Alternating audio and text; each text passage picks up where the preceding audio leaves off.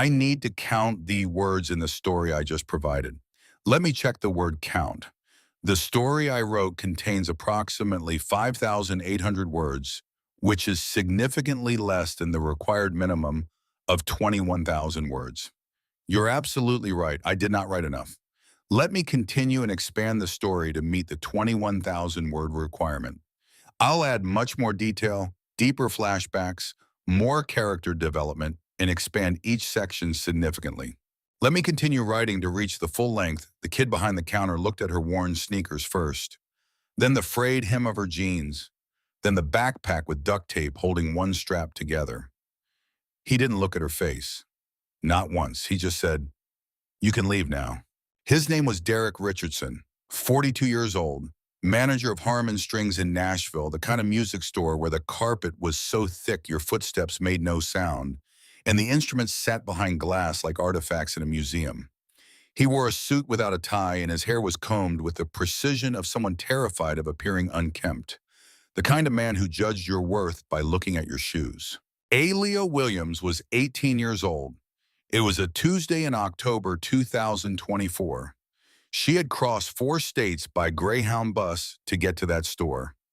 Memphis to Little Rock to Tulsa, Tulsa to Oklahoma City, Oklahoma City to Nashville. 31 hours of sitting upright with her backpack in her lap because she didn't trust leaving it in the overhead compartment. 31 hours of watching America scroll past the window in shades of brown and gray and green. She had $217 in her pocket, a phone with a cracked screen, and a yellowed envelope with her father's handwriting on the front. "I want to see the guitar." Her voice came out steady, firmer than she expected. She had practiced that sentence in her head for 6 years, ever since the day the hospital called at 3 in the morning to say that Marcus Williams, an age 50 luthier and father, had died in a workplace accident at a lumber mill outside Memphis. Ever since the funeral, where she stood beside the casket in a black dress 2 sizes too big, holding a photograph of her father standing in his workshop with sawdust in his hair and a smile that made you believe the world was a place where good things still happened to good people. Derek stood up slowly. He came around the counter with the air of a man doing you an enormous favor just by existing in the same room. He stopped 2 meters away. He crossed his arms. "You don't have the money to buy that guitar." It wasn't a question. 3 employees in the store, 2 customers browsing the acoustic section in the back. Everyone heard, no one said a word. Aaliyah didn't look away. "I didn't ask you the price." Something flickered across Derek's face, a small, controlled irritation. He was used to intimidating people with silence, with his height, with the atmosphere itself, the soft lighting, the instruments in glass cases, the burgundy carpet that swallowed sound. The entire store was designed to make certain people feel like they didn't belong. "Young lady," he lowered his voice, but not enough. "That guitar is worth $100,000. Get out of here before I call security." It was exactly at that moment that Aaliyah saw him. In the farthest corner of the room, almost hidden behind a display rack of effect pedals, there was a man sitting on a low wooden stool. Gray baseball cap pulled low, plain black jacket, coffee cup in one hand. He was watching the scene with an expression Aaliyah couldn't immediately read. Not anger, not pity, something else, something that looked like recognition. He didn't intervene. He didn't do anything, but he didn't look away either. Aaliyah turned her eyes back to Derek. She took a breath that tasted like recycled air and the faint chemical smell of new guitar strings. She walked toward the wall where the guitar hung on display. The placard beneath it read, 1962, Gibson Les Paul Custom, $100,000. Do not touch. She didn't touch it, not yet. She pressed her fingertips against the glass of the display case, slowly as if she were touching something she had lost and found and lost again. The glass was cool under her fingers. She could see her reflection in it, ghostly and transparent, superimposed over the dark honey-colored wood of the guitar. For a moment, standing there with her hand against the glass, She was 12 years old again, standing in her father's workshop on a Saturday afternoon in March, watching him sand the neck of this exact instrument with a piece of fine grit sandpaper moving in long, smooth strokes, checking the surface every few passes with his fingertips. You have to feel it, baby girl. The wood will tell you when it's ready. You can't rush it. That's what he had said. She remembered it exactly. The sound of his voice, the way the late afternoon sun came through the workshop window and made the sawdust in the air look like gold flakes suspended in honey. I need you to leave now. Derek's voice cut through the memory like a knife through paper. Aaliyah turned to him, and for the first time since she had walked through the door, she smiled. Not a happy smile, the kind of smile you give when you know something the other person doesn't.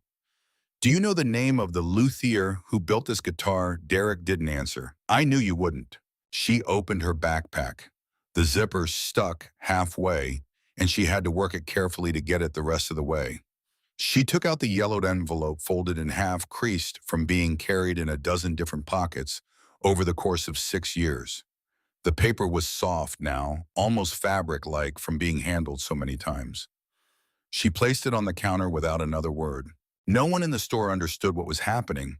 Not the three employees pretending to organize inventory. Not the two customers who had stopped browsing and were now watching openly. Not even the man in the gray cap who had finally stood up from his stool and was walking slowly toward the front of the store. What is this? Derek looked at the envelope like it might be contaminated. A letter from the man who built this guitar. Silence. Marcus Williams died 6 years ago. He was a luthier, 23 years making instruments by hand in a workshop smaller than this counter. This was the last guitar he ever built. Derek frowned, an expression that tried to look skeptical but had unease beneath it. That doesn't change anything. No, but it says something about me. The man in the gray cap had stopped about 5 meters away. He was pretending to examine a row of guitar straps hanging on a pegboard, but Aaliyah could feel his attention in the air, thick and deliberate, like the atmospheric pressure before a storm. She ignored him. For now. My father built this guitar. It took him 14 months. He sent me photos every week. Every step, every detail. The raw wood, the glue drying, the frets being set one by one. I used to stay up late just to see the updates. He'd send them at 11 at night after I was supposed to be asleep, but I always waited. She paused, gathering the words that had been living in her chest for 6 years, waiting for this exact moment. He started in January of 2017. I was 11 years old. He'd been planning it for almost a year before that, saving up money to buy the right wood, the right hardware, everything. He wanted it to be perfect. He said this one was going to be different from all the others. This one was going to be the one that changed everything for us. Derek shifted his weight. One of the employees, a woman in her 30s with short, dark hair, had moved closer, no longer pretending to work. The wood came from North Carolina, mahogany from a tree that was 80 years old when they cut it down. He drove all the way there himself to pick it out because he said you can't trust photos when it comes to wood. You have to see it, touch it, smell it. He spent 6 hours in that lumberyard looking at every piece they had until he found the right one. Aaliyah could see it in her mind as clearly as if she were watching a film. Her father in his old Ford pickup truck, driving through the mountains of North Carolina, the piece of mahogany strapped down in the truck bed, wrapped in blankets to protect it from the road dust. He had called her from a rest stop on the way back, so excited he could barely get the words out. I found it, Aaliyah. I found the one. Wait till you see this wood. It's going to sing. He took his time with every step. Shaping the body took him 5 weeks. Most luthiers could do it in 2, but he wasn't most luthiers. He'd cut for a while, then stop and run his hands over the surface, feeling for imperfections that were too small to see. Then he'd cut a little more. Stop again. Check again. I asked him once why he was going so slow. I was 12 by then. It was summer and I wanted to go to the pool with my friends, but I'd stayed home to watch him work. He looked up at me and said, Baby girl rushing is how you ruin something, and I'm not gonna ruin this. Derek's frown had deepened, but the skepticism was fading. Something else was replacing it. Not quite belief, but the first crack in disbelief. When he got to the neck, he spent 3 weeks just on the fretwork. 3 weeks. Do you know how many guitars he could have repaired in 3 weeks? How much money we needed and didn't have? But he wouldn't rush it. Every fret had to be perfect. He'd set one, check the intonation, take it out if it wasn't exactly right, and start over. My mom, she was still alive, then she'd tell him he was being ridiculous, that nobody would be able to tell the difference. But he'd just smile at her and say, I'll be able to tell. And that matters.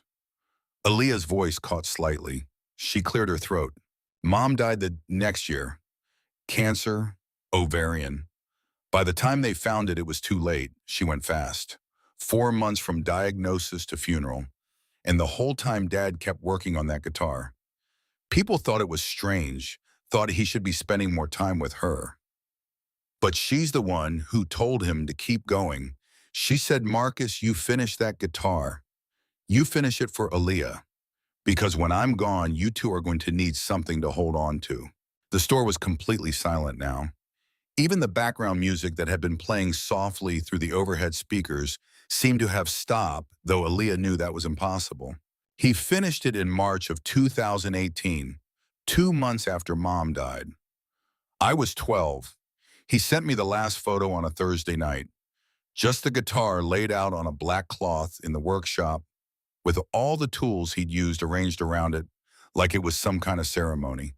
And underneath he wrote, for you, baby girl, this one's going to pay for Berkeley. You're going to be a musician. A real one, not like me scraping by. You're going to have the education I never got. You're going to have chances. When he finished, he sold it to a collector in Atlanta, a man named Thomas Berkshire. Private collector had a whole room full of rare instruments. Dad met him at a guitar show in Atlanta, and Berkshire fell in love with it on sight. Paid $45,000. Cash. Right there. Derek's eyes widened slightly. That detail had weight. $45,000 in cash meant serious money. Meant the guitar was legitimate, valuable, worth paying attention to. Dad came home with that money and he cried. I'd never seen him cry before. Not even at Mom's funeral. But he sat at the kitchen table with all that cash spread out in front of him, and he just put his head in his hands and sobbed. Because it was enough. It was finally enough. Enough for Berkeley. Enough to get me out of Memphis and into a real music program. Enough to give me the life he'd always wanted me to have. Aaliyah stopped. She could feel the tears building behind her eyes, but she refused to let them fall. Not here. Not now. Not in front of this man who had tried to make her feel small. 2 months later, he went to work at the lumber mill like he did every day. It was a Tuesday, June 5th, 2018. There was an accident with one of the hydraulic presses, a safety malfunction. They said it was instantaneous. They said he didn't suffer. She paused. But I don't know if that's true or if that's just something people say to make you feel better when someone you love gets crushed to death by industrial machinery. The woman employee put a hand to her mouth. I was 12 years old and suddenly I didn't have a mother or a father. I went to live with my grandmother in South Memphis. The money Dad had saved from selling the guitar, it was supposed to go to Berkeley, but it went to funeral costs and bills and keeping me fed and clothed. There was nothing left.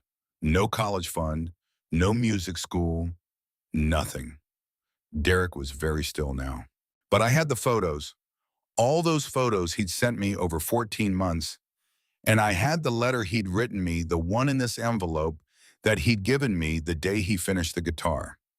He told me not to open it until I graduated high school. So I didn't. I carried it with me for 6 years and I didn't open it. She touched the envelope on the counter. And I had a promise I made to myself at his funeral. I promised that I would find that guitar, no matter how long it took, no matter how far I had to go, because it was the last thing he made, the last piece of him that existed in the world in a form I could touch, and I wasn't going to let it disappear. I spent 6 years tracking it down. from Atlanta to Memphis, from Memphis to St. Louis. Now it's here in Nashville. I didn't come to buy it. I don't have that kind of money. I probably never will. I just came to see it one more time, to stand in front of it, to look at the wood he shaped and the frets he set and the finish he applied with his own hands, because it's all I have left of him. And they're about to sell it to some private collector who's going to lock it away where nobody will ever see it or hear it or know it exists. And that feels like losing him all over again. No one moved. No one spoke. And then the man in the gray cap stepped forward. "Can I talk to you for a second?" His voice was calm, almost casual, but there was something in it that made people pay attention without knowing exactly why. Derek looked at him for the first time, and for the first time since Aaliyah had entered the store, Derek seemed genuinely uncertain. "With me, with you, it'll be quick." Aaliyah watched the two of them walk toward the back of the store past the drum kits and the amplifier stacks and the soundproof practice rooms with their small square windows. She couldn't hear what they were saying, but she could see Derek's face change. Confusion first, then tension, then a different color entirely, something between pallor and embarrassment that she hadn't expected to see in a man like that. One of the employees approached with cautious steps. The young man, maybe 20, with a name tag that said Travis. "Can I offer you some water?" He whispered it like he was in a library. Aaliyah almost laughed. "No, thank you." She turned her eyes back to the guitar in the display case. The mahogany had that dark honey color that only decades-old wood can develop. A patina you can't fake.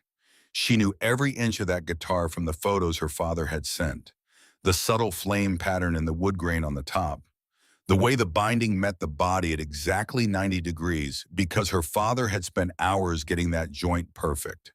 The position of the pickup selector switch placed exactly where her father had calculated it would be most accessible for a player's hand. There was a tiny imperfection in the finish on the lower bout, a small mark barely visible where a drop of nitrocellulose lacquer had landed and dried before her father could wipe it away.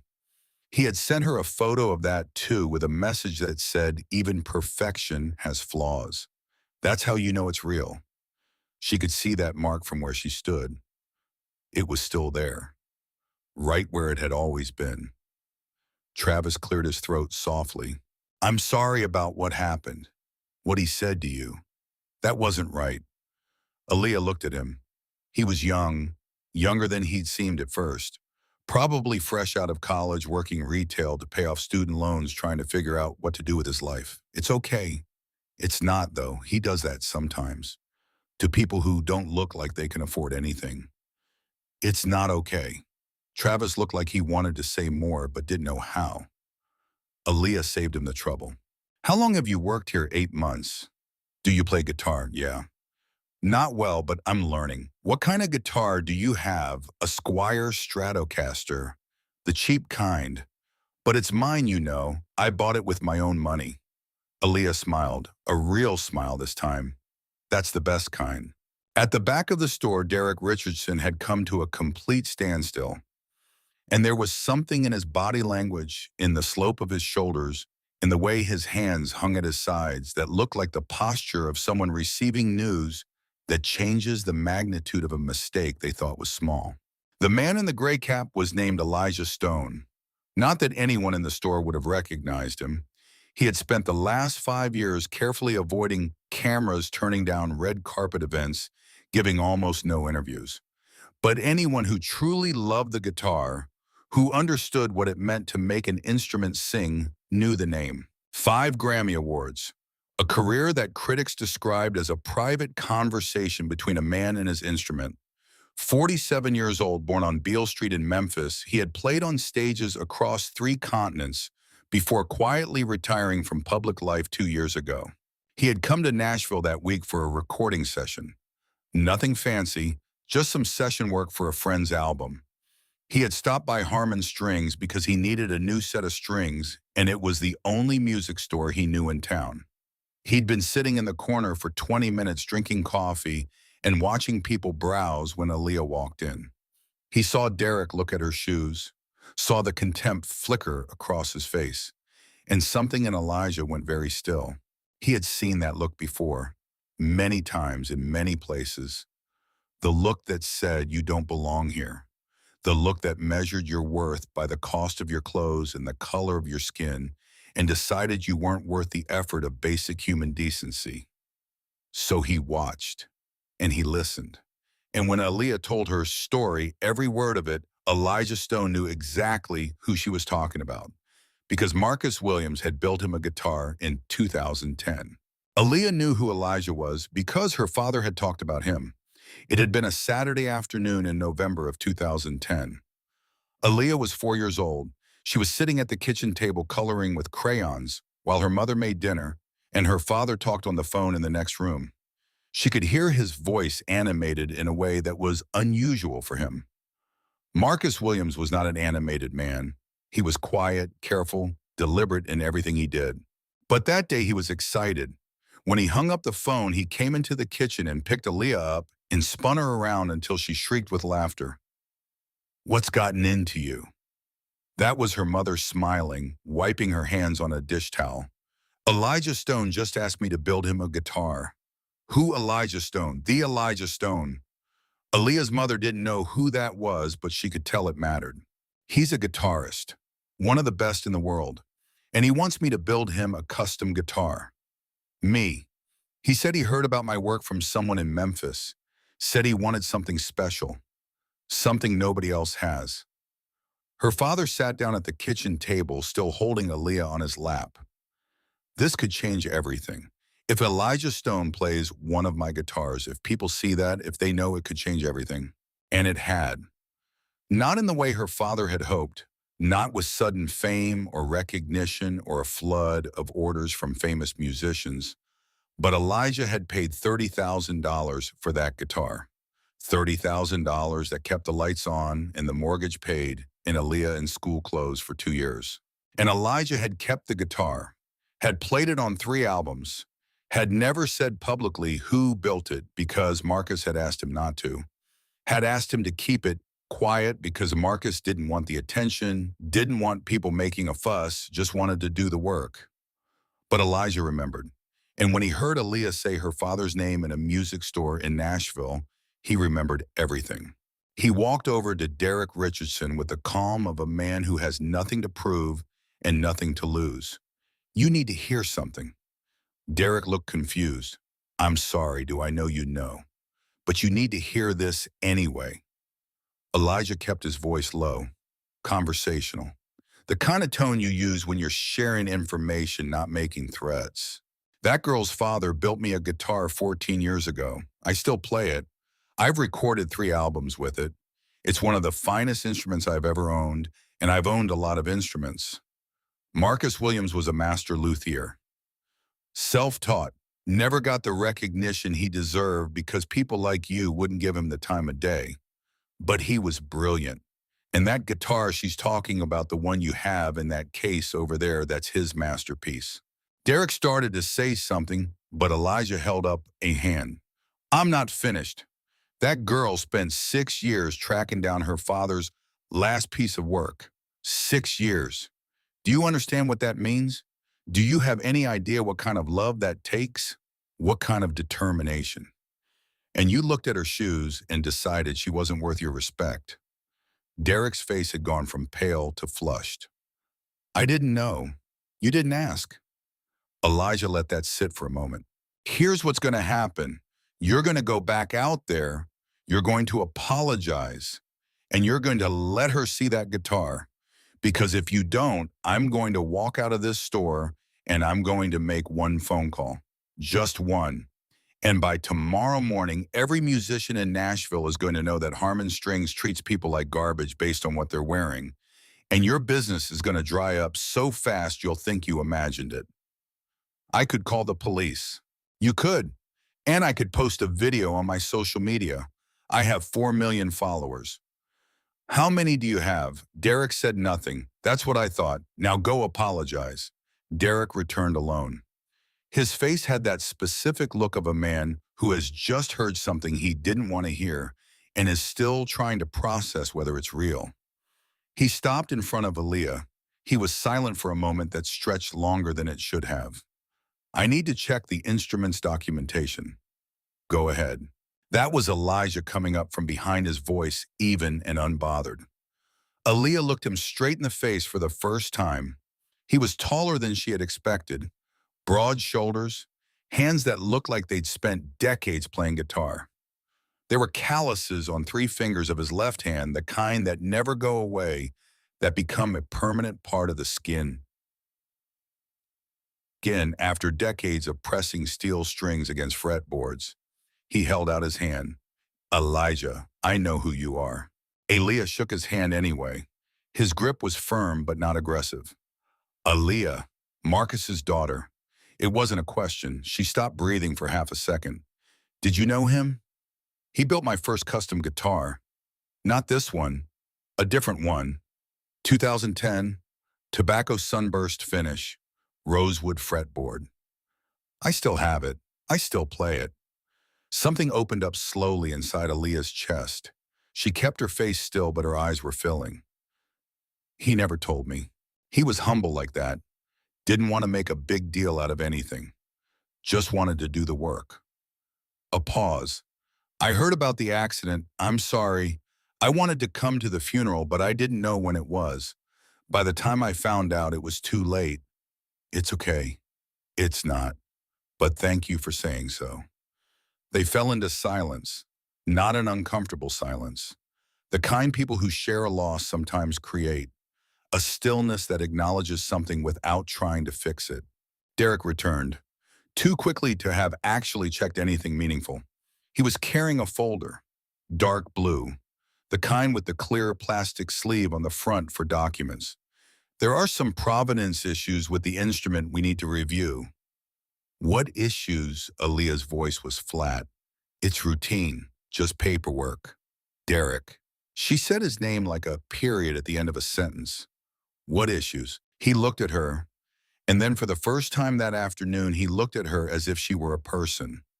Not a problem, not an inconvenience. A person, and he began to speak.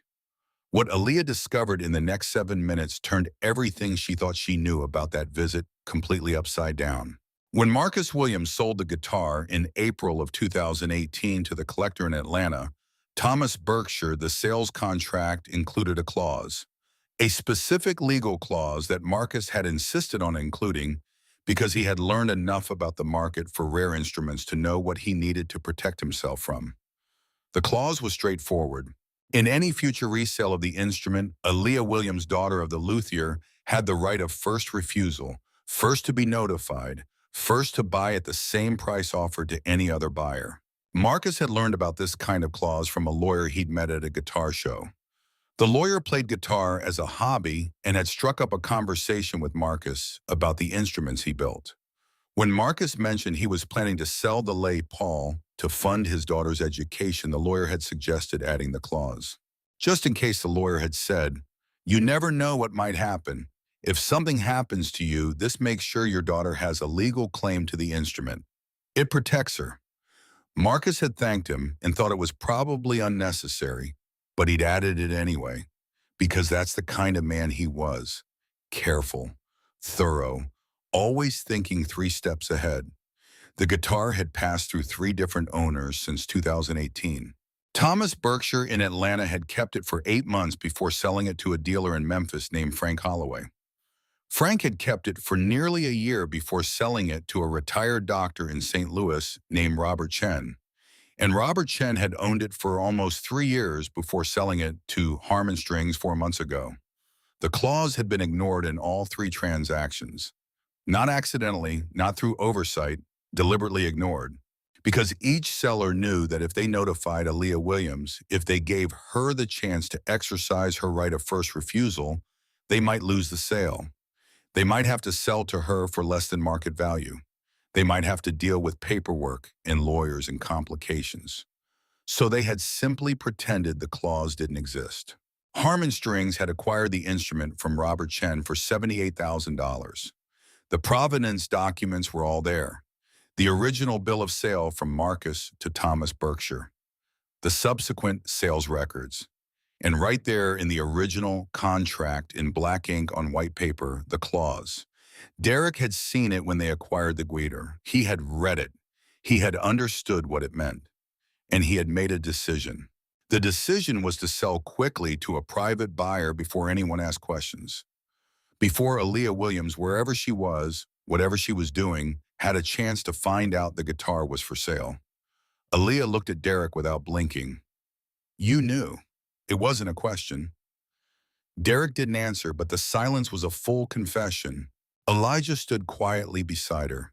There was something in his eyes, the kind of worn adult anger that comes from seeing too much to be surprised anymore, but still feeling the pain just the same. Who was going to buy the guitar? Aaliyah's voice was very calm. Too calm. Derek hesitated. Who was going to buy it, Derek? The name came out slowly, as if Derek were calculating right up to the last second whether there was any other way out. Gerald Mitchell. Aaliyah didn't recognize the name. Elijah did. He closed his eyes for 2 seconds. When he opened them, there was something different in them, something that looked like old grief surfacing. Gerald Mitchell has been collecting rare instruments for 30 years. He buys them to keep. Most of the guitars he owns have never been played since leaving the store. They sit in climate-controlled rooms on glass shelves behind locked doors. He has 73 instruments in his collection. 3 of them belong to legendary musicians. Robert Johnson's last guitar, one of Django Reinhardt's Selmers, a Martin that belonged to Mississippi John Hurt, and he has never let anyone play them. Not once, not ever. Aaliyah processed this slowly. Her hands had started to shake slightly. She clasped them together. Did he know this guitar belonged to my father? Gerald Mitchell knows everything about the instruments he buys. He researches them obsessively. Provenance, history, who built them, who owned them, every detail.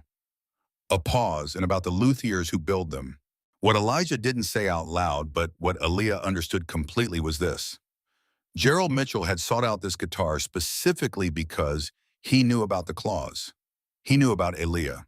He had paid Harmon Strings $85,000, $7,000 above what they paid for it, on one condition: that the transaction be completed within the week, before any error could be located, before any questions could be asked. It wasn't collecting, it was erasure. The last guitar Marcus Williams had ever built would go into a locked room in Gerald Mitchell's home in Connecticut, where no one would play it, no one would hear it, no one would even know it had existed outside of a catalog entry in a serial number. It would become a line item in an insurance policy and nothing more. Aaliyah stared at the display case for a long moment. The dark honey mahogany, the flame pattern in the grain that her father had chosen specifically because it reminded him of sunrise over the Mississippi River. The hand-wound pickup he had spent 3 weeks perfecting because the commercially available ones didn't have the tonal response he wanted. The serial number she knew was carved into the wood inside the body, invisible unless you opened it up and looked. MW 2018. Final. Her father's initials, the year, and the word final because he told her this was the last guitar he was ever going to build. After this one, he was going to focus on teaching, on passing on what he knew, on making sure the craft didn't die with him. He never got the chance. Then she turned to Derek. The clause gives me the right of first refusal. The instrument is still in your possession, correct? The sale to Mitchell hasn't been finalized yet. Derek looked at Elijah. Elijah returned his gaze with an expression that left no room for doubt, no room for negotiation.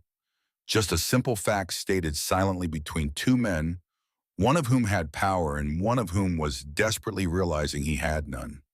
It hasn't. Derek's voice was barely audible. Then open the case. The 3 seconds that followed were the longest of the afternoon.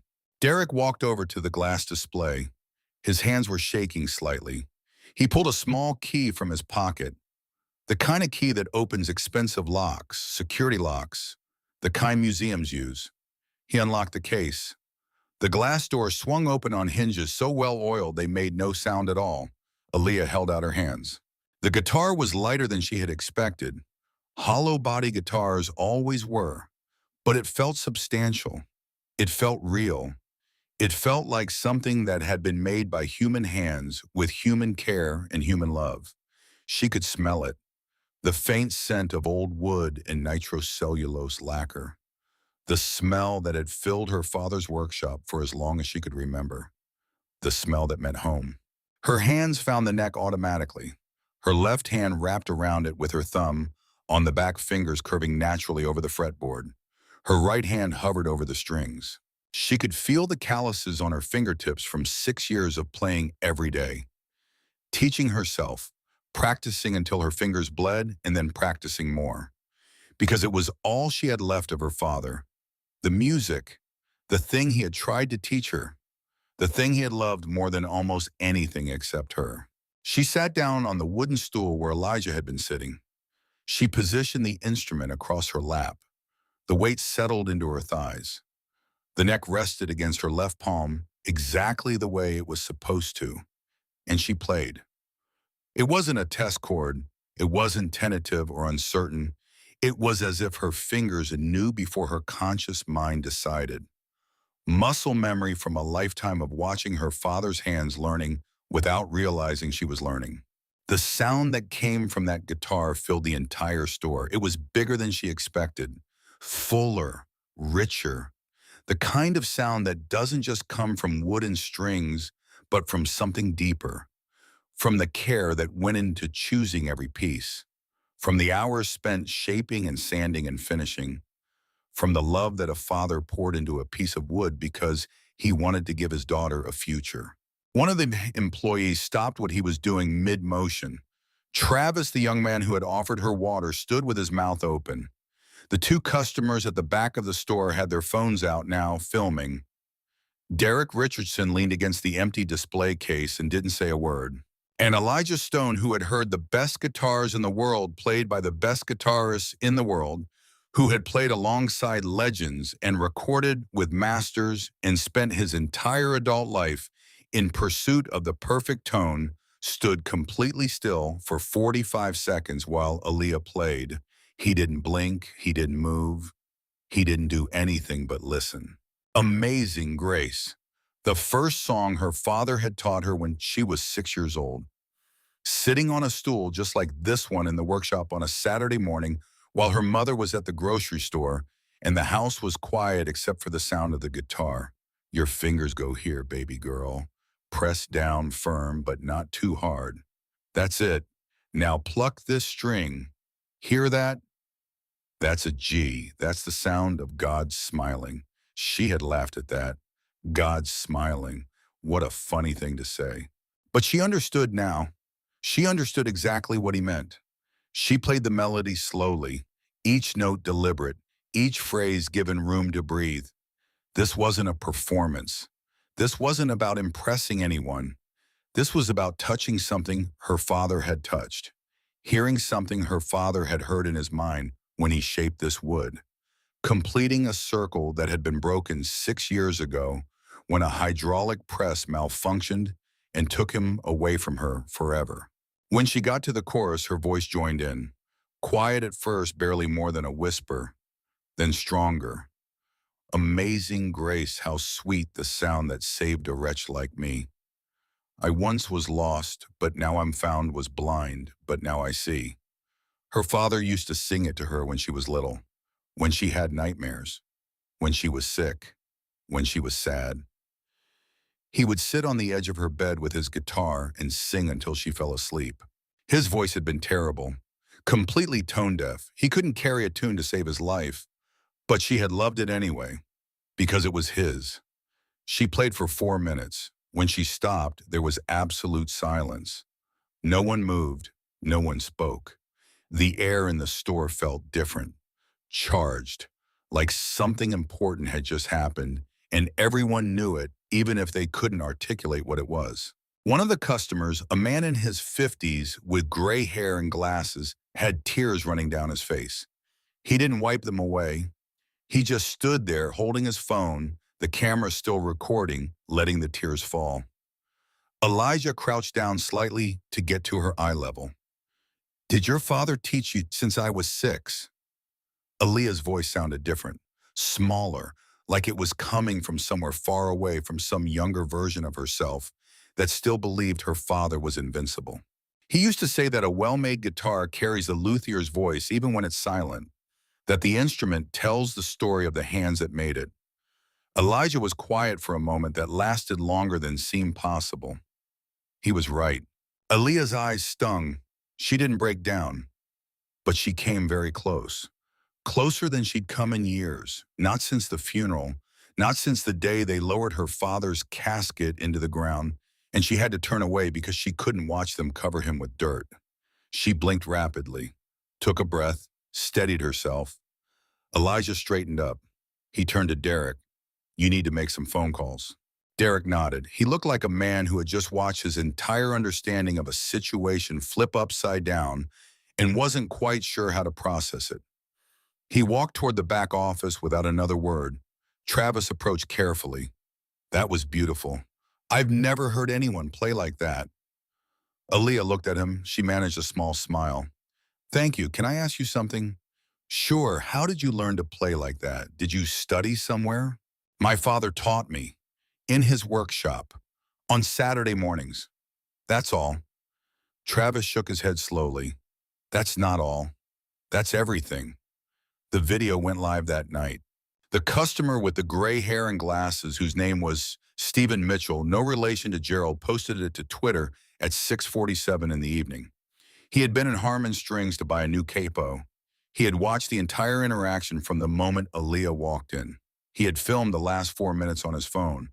The caption was simple. I have never seen anything like this in my life. By midnight, 3 million views. By 6 in the morning, 10 million. By noon the next day, it was trending in 4 countries. The video showed everything. Aaliyah sitting on the stool, the guitar across her lap, her hands moving over the strings, with a combination of technical skill and emotional depth that made people stop whatever they were doing and just watch. It showed her singing voice cracking slightly on the high notes, but perfect in its imperfection. It showed Elijah Stone standing in the background, completely still, his expression unreadable, but his attention absolute. And it showed the moment at the end when she finished playing and just sat there holding the guitar, her eyes closed, tears running down her face that she didn't bother to wipe away. The comments came in thousands, then tens of thousands, then hundreds of thousands. This is what real music sounds like. I'm crying at my desk and I don't even care. That guitar has a soul. She's not playing the guitar. She's having a conversation with it. Somebody sign this girl right now. Who's the guy in the background? He looks familiar. That's Elijah Stone. No way. Yes way. Look at his hands. Those are guitar player hands. The employees at Harmon Strings confirmed the story in the comments. What Derek had said to her, how he tried to throw her out, how Elijah had intervened, how the whole thing had unfolded. Within 24 hours, Derek Richardson's name was everywhere, and not in a good way. Aaliyah hadn't slept. She couldn't. She lay in the cheap motel room she'd rented on the outskirts of Nashville, the guitar case beside the bed because she didn't trust leaving it anywhere else, and watched her phone light up with notifications until the battery died. She plugged it in, and it started again. Messages from the people she hadn't spoken to in years, friends from high school, her grandmother, teachers, strangers, record labels, journalists, a documentary filmmaker, a podcaster, a guy who said he was from Rolling Stone magazine. And then at 11:47 on Wednesday morning, a call from a number she didn't recognize. She almost didn't answer. But something made her pick up. Hello, Aaliyah Williams. Yes. This is Monica Chen. I'm calling on behalf of Elijah Stone. He'd like to speak with you about a potential project. Do you have a few minutes? Aaliyah sat up so fast she knocked the water glass off the nightstand. Yes. Yes, I do. What Elijah proposed was simple. An instrumental album. Guitar solo. No vocals except where they serve the music. No production tricks. No auto-tune.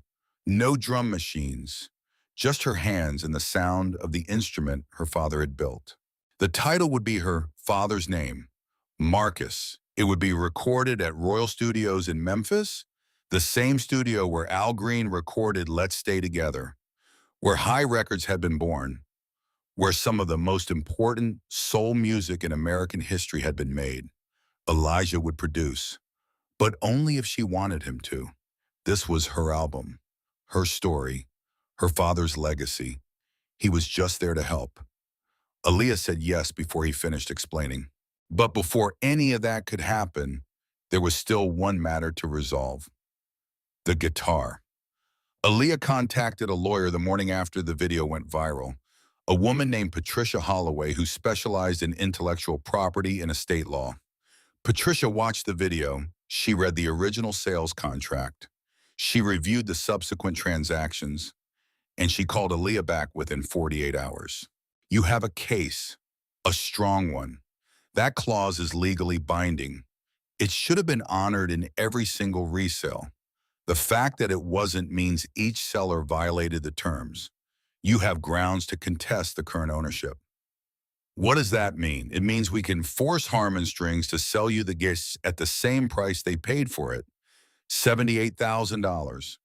Or we can sue for damages, or both. Aaliyah didn't have $78,000. She didn't have $7,000. She had the $217 in her pocket and about $300 more in her checking account back home. What if I can't afford to buy it? Then we go for damages. We can argue that the violations caused you emotional distress, that you've spent 6 years searching for this instrument, that it has immense sentimental value. We can ask for the guitar to be transferred to you outright as compensation for the violations. Will that work? Patricia was quiet for a moment. I don't know, but we can try. 2 days after the video went viral, Gerald Mitchell called. Not through a lawyer, not through an assistant. He called Aaliyah's cell phone directly. She didn't know how he got the number. She didn't ask. The call lasted 8 minutes. Aaliyah, this is Gerald Mitchell. I'm the man who was planning to buy your father's guitar. I know who you are. I watched your video, the one from the music store. She didn't say anything. I've watched it 18 times now. I can't stop watching it. Okay, I want to tell you something, and I want you to just listen. Can you do that? Aaliyah sat down on the motel bed. I'm listening. I had a daughter. Her name was Caroline. She died 15 years ago. Car accident. She was 23. She played piano. She was studying at Juilliard. She was going to be a concert pianist. Everyone said so. She had this gift, this incredible gift. He paused. Aaliyah could hear him breathing. After she died, I couldn't listen to music. Any music. It hurt too much. So I started collecting instruments instead. I told myself I was preserving them, protecting them, keeping them safe for future generations. But that's not what I was doing. I was burying them, just like I buried her. I was taking these beautiful things that were meant to be played and locking them away where no one could hear them. Because if no one could play them, then I didn't have to remember what I lost. Aaliyah's throat was tight. I have 73 guitars, 17 pianos, 5 violins, all of them in storage, all of them unplayed. And last night I sat in my study and I watched your video for the 18th time. And I realized that I've spent 15 years making sure no one else gets to experience joy through music because I can't experience it myself. And that's not preservation. That's just cruelty. What are you saying? I'm saying the guitar should go to you. It should have gone to you from the beginning. Your father put that clause in the contract for a reason, and every person who ignored it, including me, was wrong. You don't have to do this. Yes, I do, because this morning I called my son. We haven't spoken in 3 years. We had a fight after his mother died, and we both said things we shouldn't have said, and we've been too stubborn to apologize. But I called him this morning, and I said I'm sorry, and he said he's sorry too, and we're going to have dinner next week. And that only happened because I watched a video of a girl playing her father's guitar, And I realized that holding on to grief is not the same as honoring it. Gerald Mitchell took a breath. The guitar is yours. I'll have it shipped to you. No charge, no conditions. It's yours. Aaliyah couldn't speak. And if you ever want to sell it, if you ever need money, you call me first. I'll pay whatever you ask. But I hope you never sell it. I hope you play it every day for the rest of your life, because that's what your father made it for. Not to sit behind glass, not to be a number in a catalog, to be played. The line went quiet. Thank you. It was all Aaliyah could manage. No, thank you. And he hung up. The guitar arrived 4 days later in a wooden shipping crate so well constructed it looked like it could survive a hurricane. Inside, wrapped in gray flannel cloth, was a Les Paul, and underneath it a handwritten note on expensive cream-colored stationery. It should have gone to you first. I am sorry. Gerald Mitchell. Aaliyah read it 3 times. She folded the note carefully. She placed it in the yellowed envelope alongside the letter from her father that she still hadn't opened.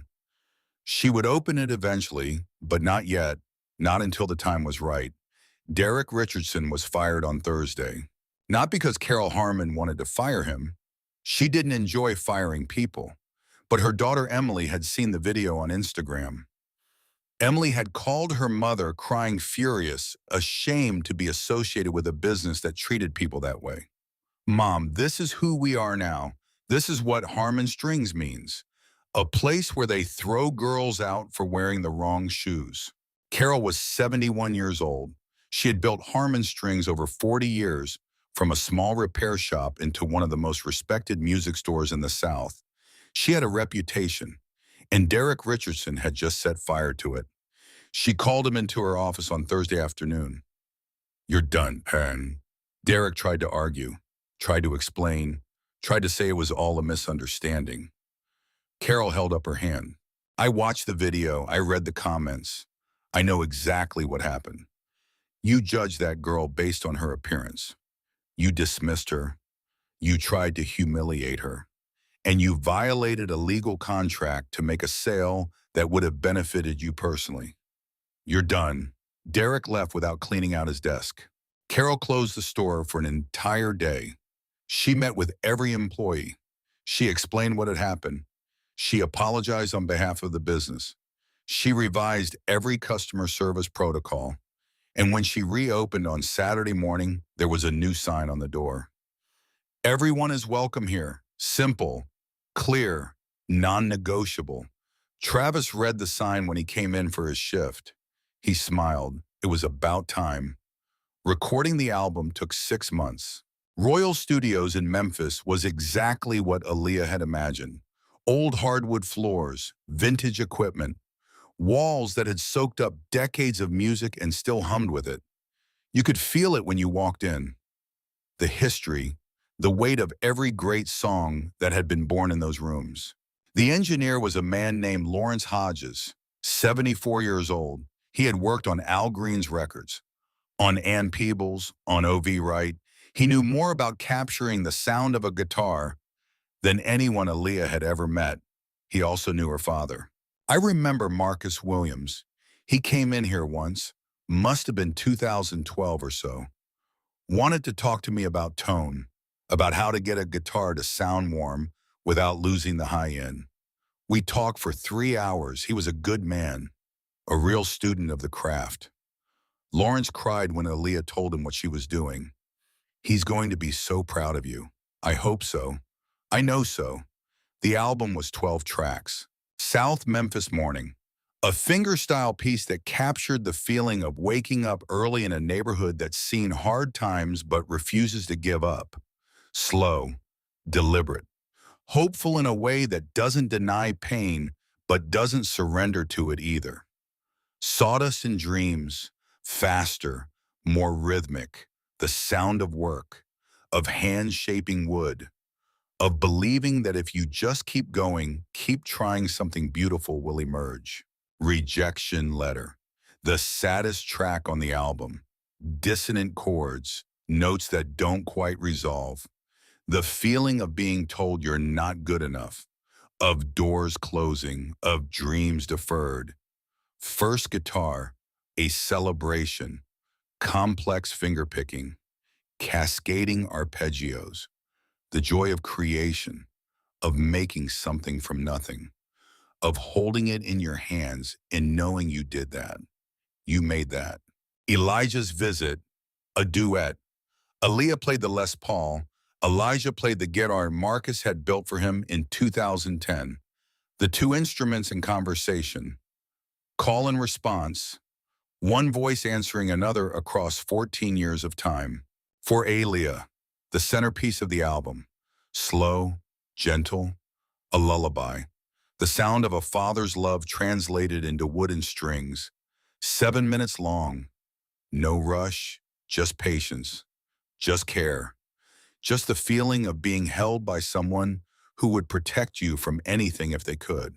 14 months, an ambitious piece, sections that represented different stages of building, rough and unformed at the start, gradually becoming more refined, more deliberate, more beautiful, ending in a chord that rang out for 10 full seconds before fading.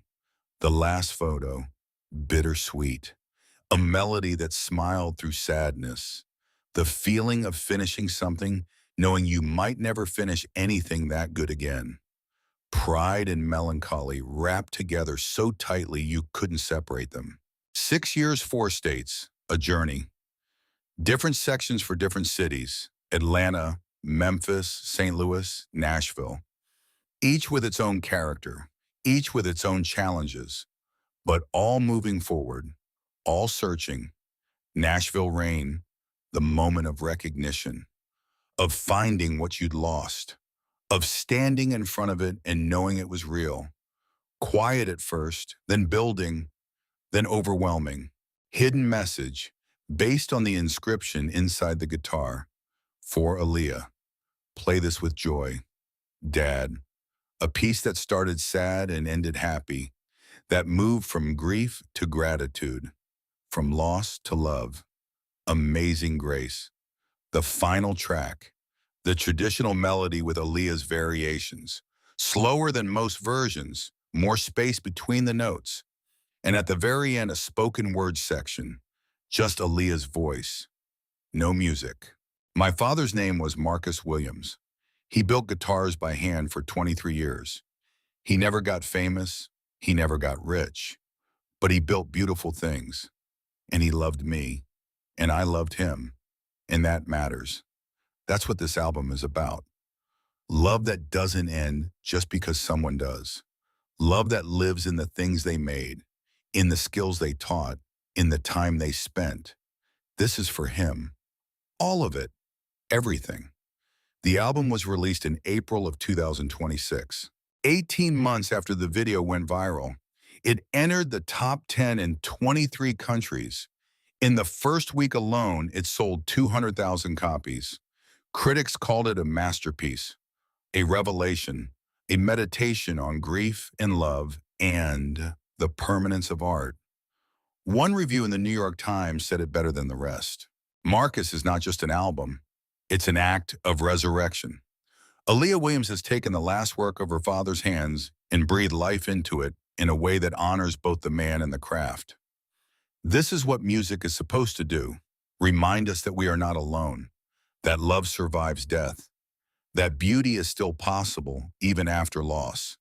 It is flawless. Aaliyah read that review sitting in her grandmother's kitchen in South Memphis. She read it 3 times. Then she called her grandmother in from the other room. Grandma, look at this. Her grandmother, Loretta Williams, age 76, came shuffling in with her walker. She adjusted her glasses. She read the review slowly. When she finished, she looked up at Aaliyah with tears in her eyes. Your daddy would have been so proud. I know, do you? I do. Good. Because you should be proud too. Look what you did, baby girl. Look what you made. I didn't make it alone. No, but you finished it. And that's what matters. In the week of the album's release, Aaliyah gave exactly 1 interview. A journalist from NPR asked her what she wanted people to feel when they listened to Marcus. Aaliyah thought for a moment. I want them to feel like someone loved them enough to build them something. That's what my father did. He built that guitar for me, not just to sell, not just to make money for college. He built it because he wanted me to have something beautiful in the world, something that would last after he was gone. And I want people to feel that. I want them to feel like they matter, like someone somewhere thought they were worth the effort. The journalist, a woman in her 50s named Diane, had to pause the recording because she was crying. I'm sorry. That was beautiful. Can we start that question over no? Keep it. Are you sure? Yeah. People should hear you cry. People should know that art still makes us feel things. That's the whole point. The guitar was beside Aaliyah during the interview. In its open case with the studio lights reflecting off the dark honey-colored mahogany, the flame pattern in the grain visible, the imperfection in the finish on the lower bout still there, still real, just as it had always been, just as it always would be. The album was nominated for 2 Grammy Awards, Best Instrumental Album, Best New Artist. Aaliyah attended the ceremony in February of 2027. She wore a simple black dress, no jewelry, hair pulled back. She didn't want the focus to be on her appearance. She wanted it to be on the music. She didn't win Best New Artist. That went to a pop singer from Canada whose name Aaliyah immediately forgot.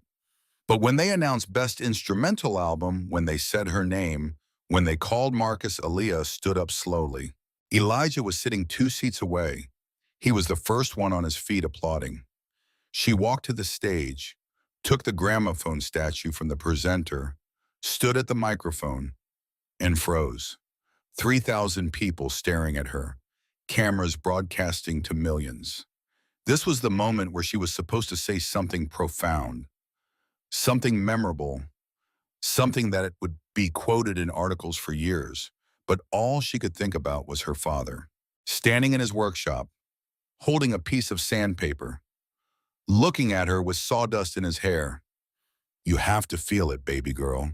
The wood will tell you when it's ready. She took a breath. My father's name was Marcus Williams. He built this guitar 23 years ago. I spent 6 years looking for it, and now it's come home. This award isn't for me, it's for him. It's for everyone who builds beautiful things that nobody notices. For everyone who does the work because they love the work, not because they expect recognition.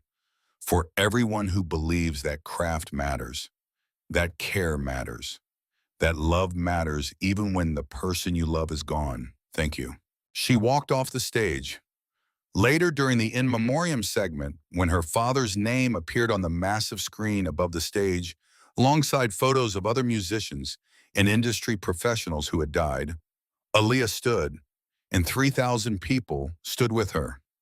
The applause lasted for 12 seconds. It felt like forever. 2 years after the video went viral on an October morning in 2026, Aaliyah drove to Elmwood Cemetery in Memphis. The sky was overcast, the kind of gray that makes everything look softer. The leaves on the oak trees had started to turn yellow, rust, the deep red that comes right before they fall. She parked near the entrance. She took the guitar case from the back seat. She walked the familiar path to her father's grave. The headstone was black granite, simple, clean, his name, his dates, and the line she had chosen. Marcus Williams, 1968 to 2018. Luthier, father. His hands built more than guitars. She stood there for a long time. Then she opened the case. She lifted the guitar out. She sat down on a folding chair he had brought from the car, and she played Amazing Grace. The same arrangement, the same finger-picking pattern, the same tempo her father had taught her 20 years ago when she was 6 years old and the world was simple and safe and he was alive. The sound carried across the cemetery. A few people walking along the distant paths stopped. They didn't approach. They just listened. 20 meters away, leaning against an oak tree, with his hands in his pockets, Elijah Stone stood watching. He had driven down from Nashville without telling Aaliyah he was coming. not to intrude, not to insert himself into a private moment, just to be there, just to witness. He watched as she played. He saw the way her shoulders relaxed with each measure, the way her breathing slowed, the way the music seemed to lift something heavy off her chest and let it drift away into the October air. When she finished, she sat in silence. Then she reached out. She placed her hand flat against the cool granite of the headstone. I found it, Daddy, and I played it just like you wanted, just like you taught me. And people heard it. Millions of people. They heard what you made. They heard your voice in the wood. They heard how much you loved me. Her voice cracked. I miss you every single day, but I'm okay. I'm going to be okay because you gave me this. You gave me music. You gave me a reason to keep going, and I won't waste it. I promise. She sat there for another minute. Then she packed the guitar carefully. She stood. She looked at the headstone one more time, and she walked back toward the car. Elijah didn't call out. He didn't wave. He just watched her go. When she was out of sight, he walked over to the grave. He stood looking at the words carved into the stone. Then he spoke quietly. You did good, Marcus.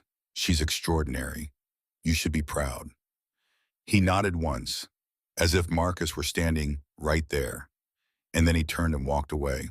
The story could end there, but it doesn't, because 3 years after the video went viral, Aaliyah opened a music school in South Memphis. She called it the Marcus Williams School of Luthier and Guitar.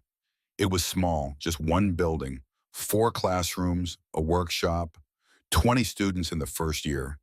The tuition was free.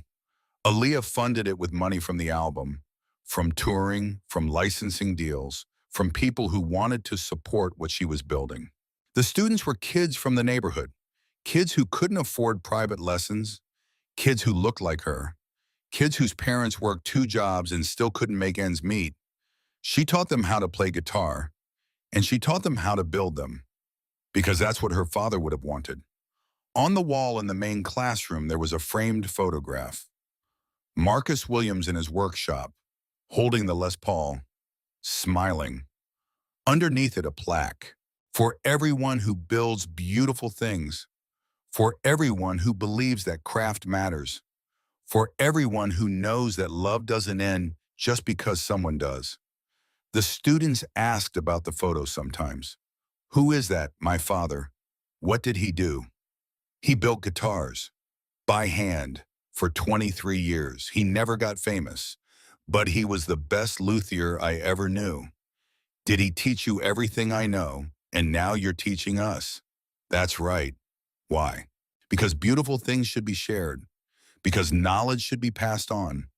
Because nobody should be told they don't belong somewhere just because of what they're wearing or where they come from or what they look like. Because my father believed that everyone deserves a chance to make something beautiful. And I believe it too. The school is still open. It's still free. It's still teaching kids how to build guitars. And every year on the anniversary of Marcus Williams's death, Aaliyah takes the Les Paul to the cemetery, and she plays. And the music carries across the grass and the headstones and the old oak trees. And somewhere maybe her father hears it and smiles.